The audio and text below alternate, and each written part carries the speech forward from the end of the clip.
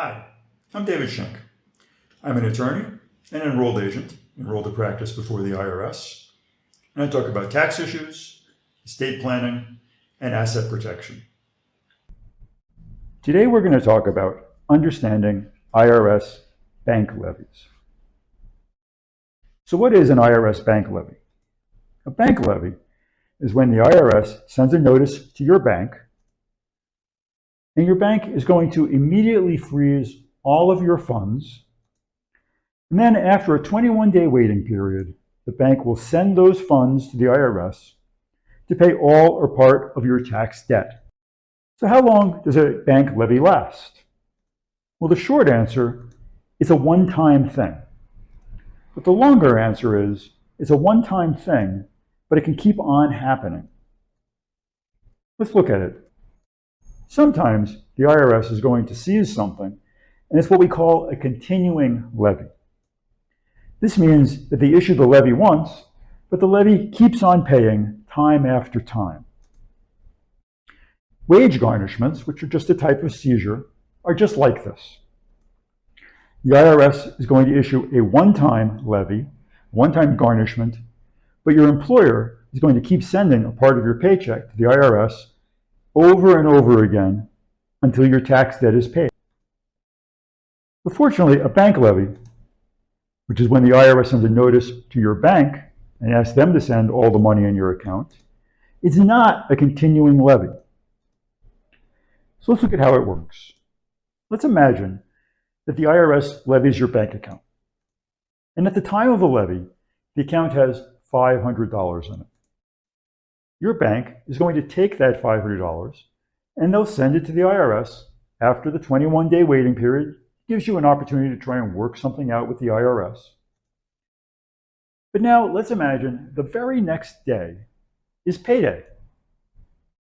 And so your employer deposits your check, and the check is in the amount of $1,500.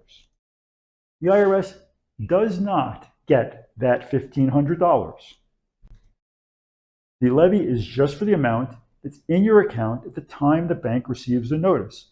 So they get the $500 that your account contained, but the next day, the $1,500 is deposited and they don't get that. However, the IRS can issue another levy at any time. So they might issue a new levy notice to the bank the very next day. And then they would get the $1,500 in addition to the $500. However, as a matter of practice, they generally don't issue back-to-back bank levies. They usually wait a few weeks or a few months. But that's just a matter of practice. There's nothing in the law to stop them from issuing a bank levy every single day. But before the IRS is going to seize your bank accounts, you're going to receive a letter that says final notice of intent to levy. The letter won't say we're going to take all the money in your bank accounts, but that's what it may mean. Will they really levy your bank accounts? Yes. As a rule, the IRS likes liquid assets. So their two favorite things to levy are your bank accounts and your wages. Disclaimer: this video and any accompanying text is for informational purposes only. The information provided does not and is not intended to constitute legal advice.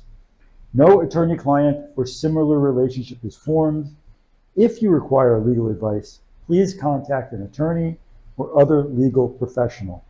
This video covers a complex legal area in just a few minutes, and of necessity leaves out much of the detail. Don't make decisions based only on this video.